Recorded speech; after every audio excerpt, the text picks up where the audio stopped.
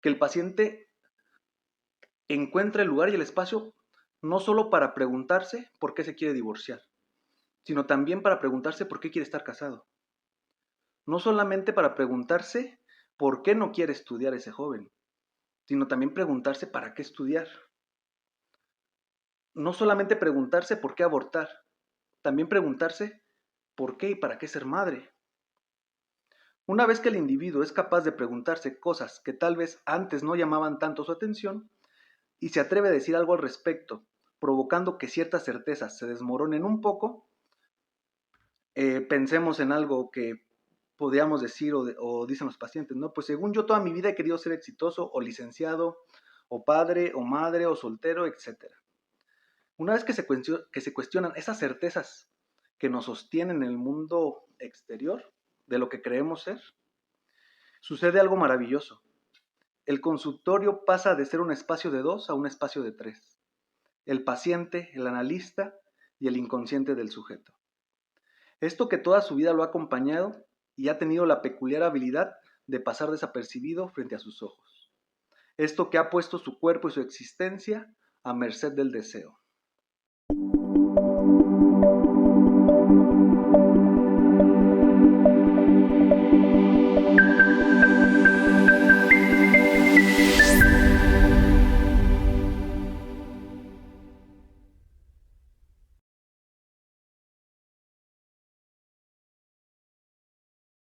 El día de hoy quisiera presentar por acá un ensayo que titulé Más allá de la salud mental.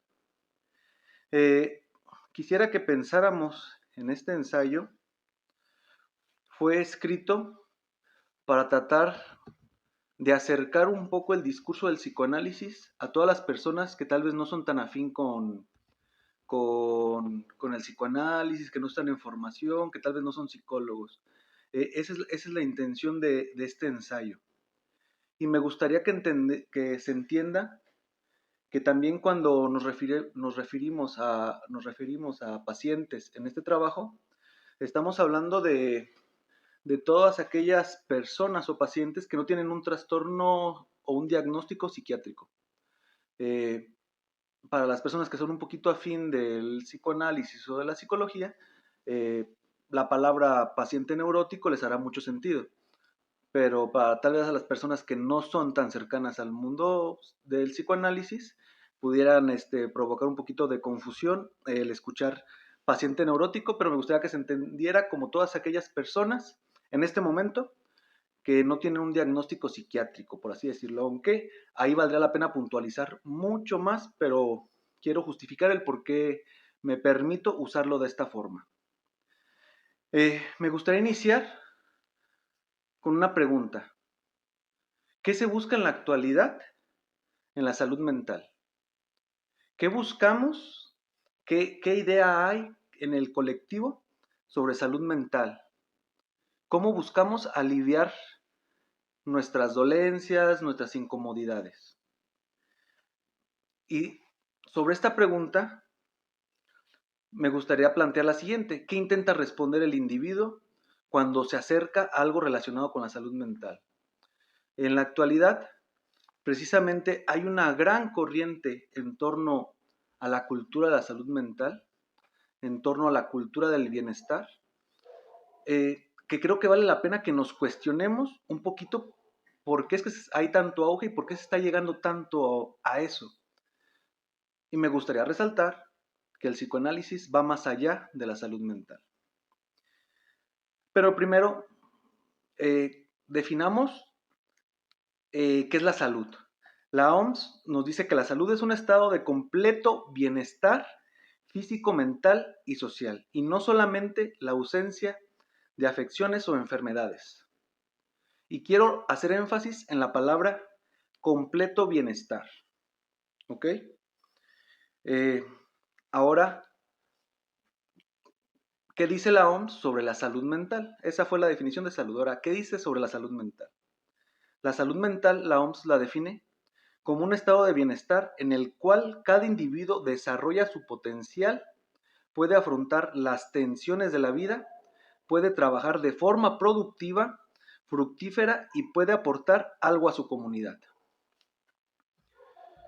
vaya, son definiciones que engloban bastante y son definiciones que hacen bastante sentido en lo social, en lo colectivo. Pero insisto, planteemos la pregunta, ¿será ese el objetivo del psicoanálisis? ¿Sería ese el objetivo de un proceso analítico? Y de no ser así, ¿por qué no lo sería? Ahora introduzcamos otro elemento que está muy de moda, el bienestar. Se está pasando de la salud mental al bienestar. ¿Qué es el bienestar? El bienestar es el estado en que una persona puede realizar sus propias habilidades y puede hacer frente a factores que pueden perturbarla. Tenemos ya tres elementos que es salud, salud mental y bienestar, que hacen mucho sentido en un contexto social, en un contexto político.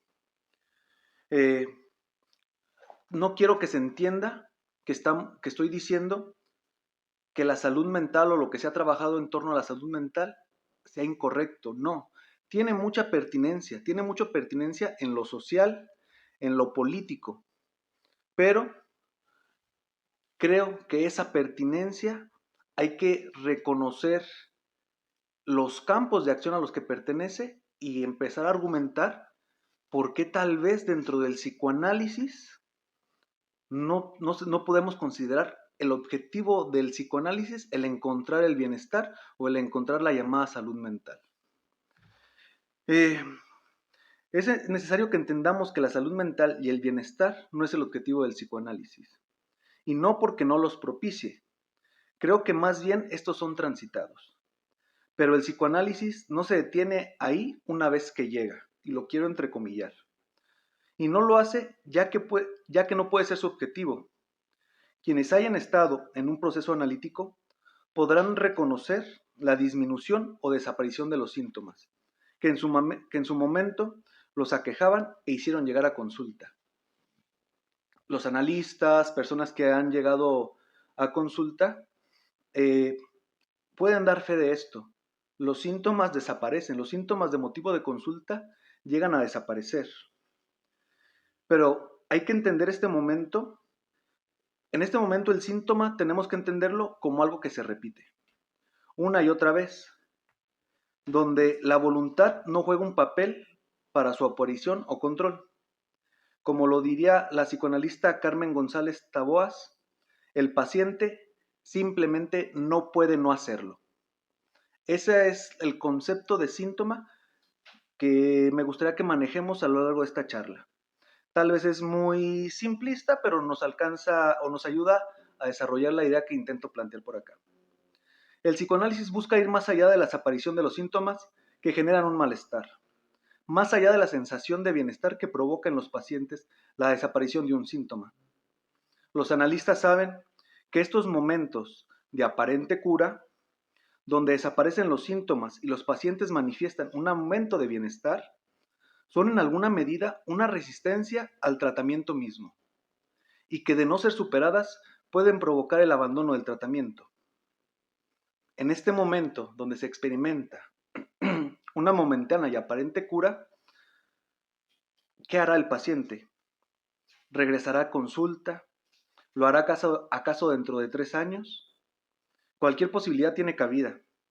Y es importante resaltar que el objetivo del psicoanálisis tampoco debiera ser el que todos los pacientes den este salto y se queden en tratamientos largos. Es importante resaltar la particularidad de cada análisis.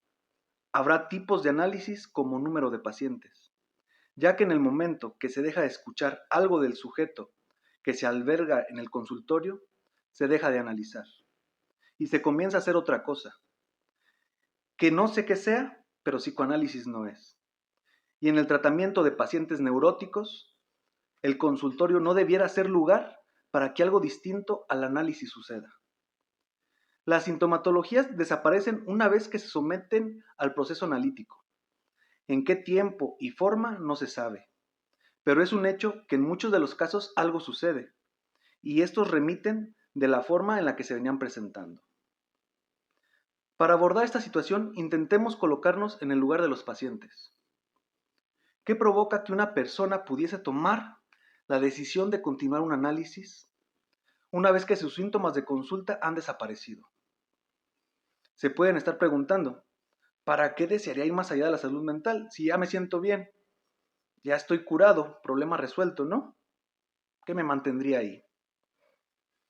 Es en el momento en el que se le brinda la posibilidad de mirar su vida completa como un síntoma, por así decirlo, quitando la acepción negativa que se le pudiera atribuir a este y retomando la antes mencionada, como esto que no puede dejarse de hacer.